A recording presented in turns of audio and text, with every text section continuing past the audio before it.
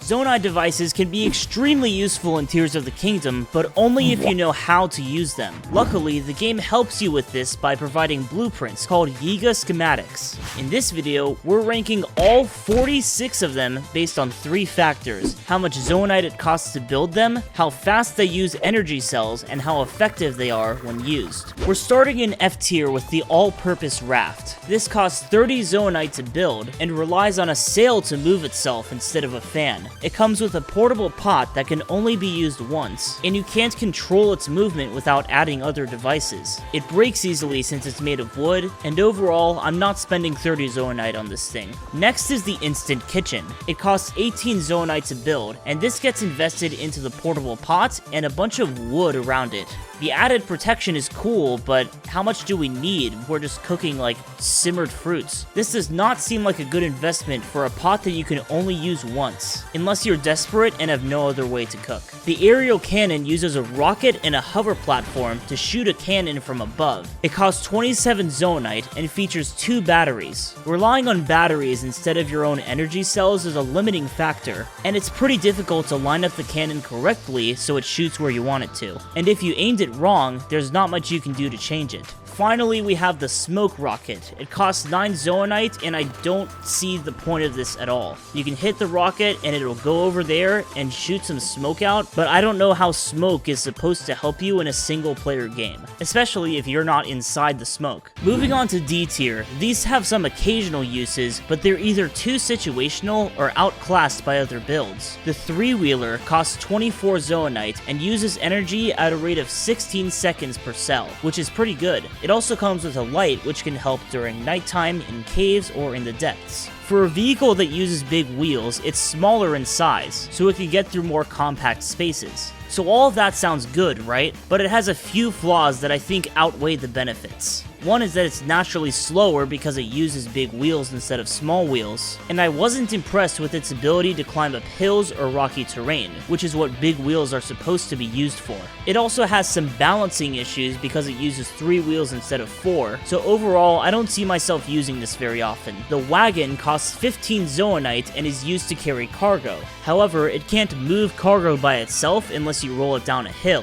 What you could do is attach it to another vehicle, but the fact that it requires additional setup to be used properly is not ideal, especially when you can just attach stuff with Ultra Hand instead of carrying a wagon. The Flamethrower Balloon costs 12 Zonaite and uses energy at a rate of 3.5 seconds per cell, which is relatively fast. It does what a balloon is designed to do and gets you into the air, and the flamethrowers could possibly hit some airborne enemies, though I think it's difficult to line this up. You're probably better off using other methods for traveling or hitting airborne enemies. The triple cannon costs 15 Zonaite and uses a cell every 1.5 seconds. This is basically a long-range artillery if you want to commit war crimes, and with enough precision you might be able to hit something in the air with it. At least you can move it, unlike the aerial cannon, but the fact that this uses so much energy isn't ideal. Now we're in C tier. These designs are somewhat useful but still below average. The fan plane costs 12 Zonaite and uses an energy cell every 3 seconds. It doesn't come with a way to naturally get it into the air, and it also doesn't come with a steering stick. So needing some additional setup and also not being very energy efficient are the 2 major problems with this one.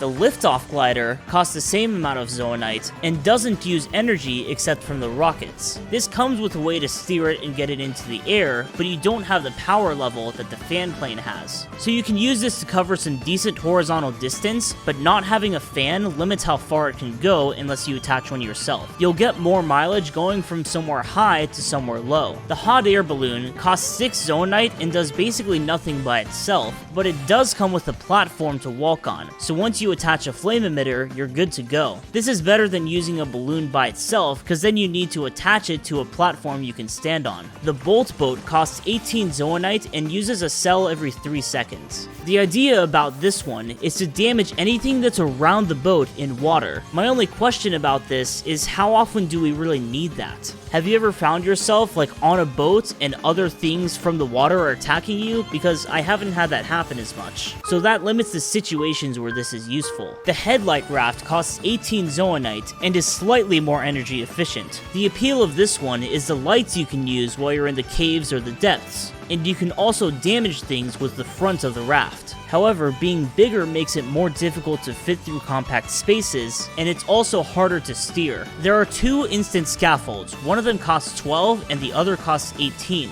I had to look up what a scaffold was to get an idea of how to use it, and it looks like the idea is to climb up it and do stuff on top of it. So the best way to use this is as a makeshift wall, where you can climb up it or even use it for protection. Other than that, it still seems pretty situational. The instant cannon costs 9 zoonite and uses energy at 2 seconds per cell. You can use this to deal tons of damage to a specific area at a closer range than the triple cannon. So you can apply this for mining or destroying rocks, as well as aiming it at an enemy base. However, you have to move it manually to aim it somewhere else, and that limits its overall usefulness. The vertical escape costs 9 zoonite, and the idea is to leave behind an explosion after you use a spring.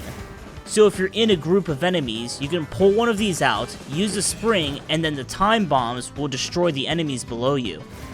My main problem with this one is that in the time it takes to build it, you'll probably get hit by the enemies that you're trying to escape. But if you can use it successfully, it will knock the enemies down and give you an advantage. Now we're in B tier. All of these designs do their jobs effectively without major drawbacks. The raiding plane is one of the more expensive builds at 27 zoonite and 2.5 seconds per cell. It comes equipped with a battery, steering stick, flame emitter, and 2 fans. So it has everything you need to get it going, and the flame emitter aims straight down, so you can fly right above an enemy and hit them with fire. It's a great way to attack enemies while keeping yourself safe, and I believe you get what you pay for with this one. The fan boat costs 21 zoonite at 4 seconds per cell, and the way this is set up gives it a lot more traction when turning, as well as more speed. It's a bit smaller than other rafts, and seems very effective at moving you across water if that's all you need to do. The Hovercraft costs 12 zoonite at 5.5 seconds per cell. This is one of the smallest vehicles, and it comes with a light so you can use it in dark places. It's small, fast, and turns very easily. The only thing holding this back from A tier is that you can't use it on hard surfaces like rock.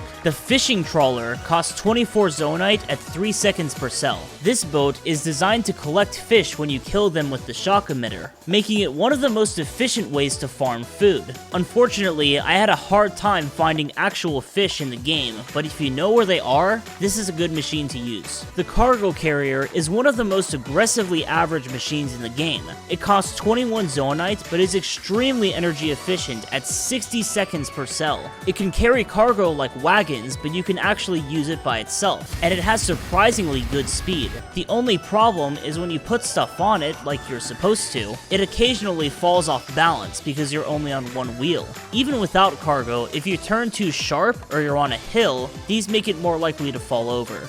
The Excavator costs 21 zoonite at 16 seconds per cell. It has spikes on the front, so it deals extra damage to enemies when you run them over. That's primarily what this one is good for. It has good energy efficiency and okay traction and speed, so overall it's pretty decent. The Assault Cart costs 27 zoonite and doesn't use energy except for the rocket. The key with this one is it only works for as long as the rocket is active, so about 3 seconds. You can use this to do a decent burst of damage to a group of enemies, and it's a very practical way to cover a medium amount of horizontal distance. The tank is the most expensive build in the game at 42 zoonite, and its energy usage varies depending on whether it's firing the cannon and whether it's using the batteries.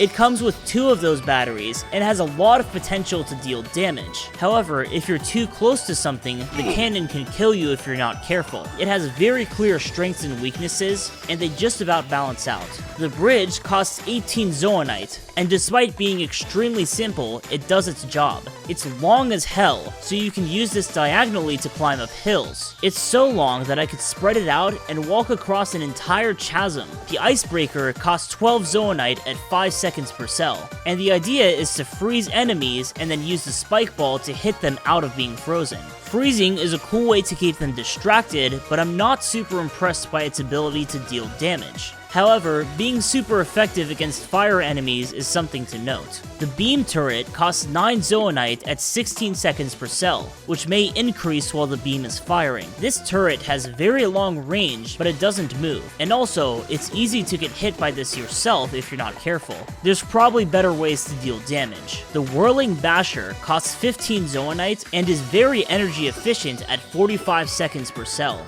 It does a good amount of damage, but it's better used on taller enemies because smaller ones can run under it. You need to be a little creative for it to actually deal its damage, so you have to move it or attract enemies to it. It also stops spinning when it's moved by Ultra Hand. The launch pad is 9 zoonite, and you can use it to cross horizontal gaps or even go up small distances. In addition to launching yourself, you can also use it on items. For example, I launched this bomb bouquet, which seems like a very effective idea if you can line it up correctly. It's very cheap, and there's a lot of ways you can get creative with this. The Rainmaker costs 24 zoonite and disperses water over a wide area. It uses a hover platform and batteries, so you don't need your own energy cells for it. But all this comes at the cost of precision. You kinda have to hope the water hits whatever you want it to. The Water Freezer costs 15 zoonite at 3.5 seconds per cell. It does what the name says it'll do and freezes water. So if you're looking for ice, this is an easy way to get it. However, keep in mind that ice will melt if it's in water or outside of a cold climate. You can also use this for trapping enemies, though it's better at stopping them than dealing damage to them.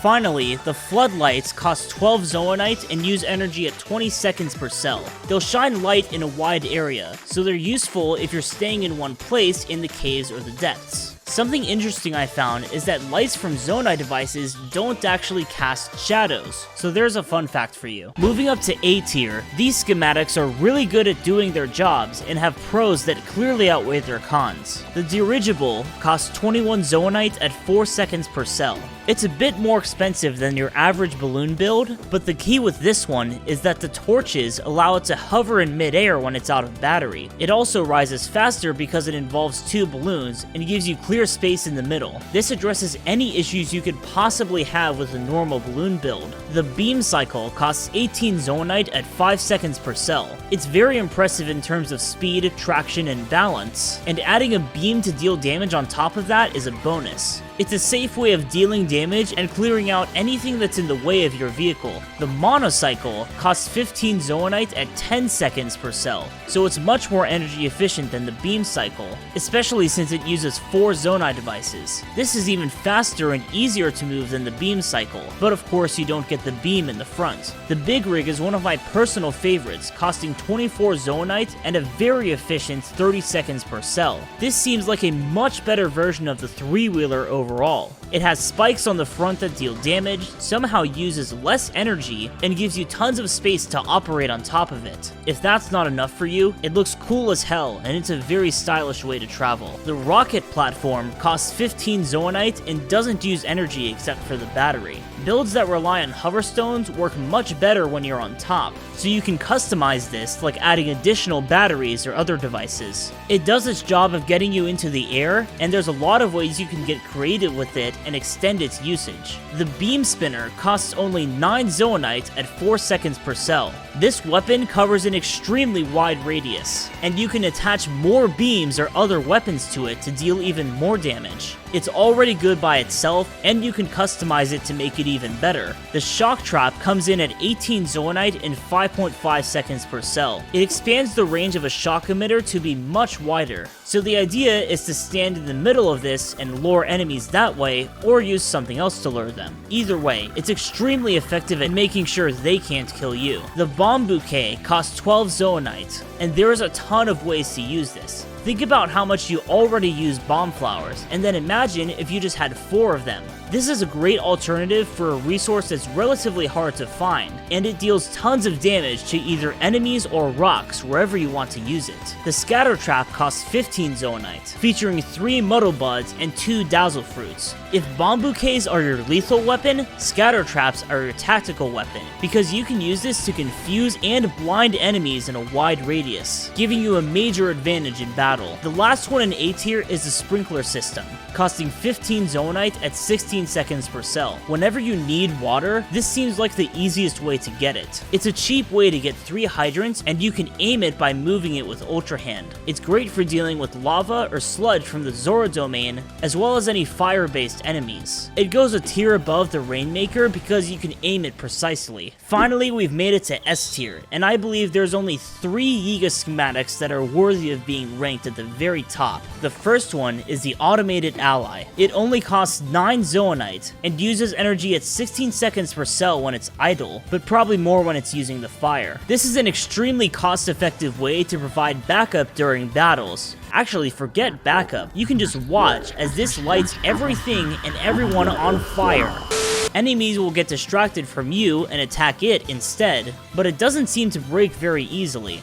It took out this entire base of monster forces, including a silver bobblekin, which is rarely possible when using Zonai devices. This thing is extremely effective and extremely cheap. The next S tier build is the Charged Charger. It costs the same amount of Zonite at a fixed 4 seconds per cell. This one uses a shock emitter, which is cool, but here's the kicker. It's amplified by a hydrant, and when this happens, it hits in an extremely wide radius. It's crazy how much of an impact the hydrant has on the shock emitter, especially in big groups of enemies. They'll all run towards it, they'll all get shocked by it, and they'll all just die. They can't even move around because they're so busy getting shocked. And it's even better for large groups than the Automated Ally, although the Automated Ally might be slightly better for single strong enemies. Finally, there's one more that has a special place in my heart, and it's the Super Spring. It also costs 9 zoonite, and it has 2 S's at the start of each word in its name, meaning it's clearly worthy of S tier. It comes with a stake so you can use it on uneven surfaces, and it's very quick to pop one of these out and use it. When you do, you'll fly 83 units up into the air. There's so many situations in the game where you're like, man, I need to get from the low ground to the high ground. This is the perfect way to do that. Thanks for watching, subscribe if you want more ranking videos, and I'll see you guys next time.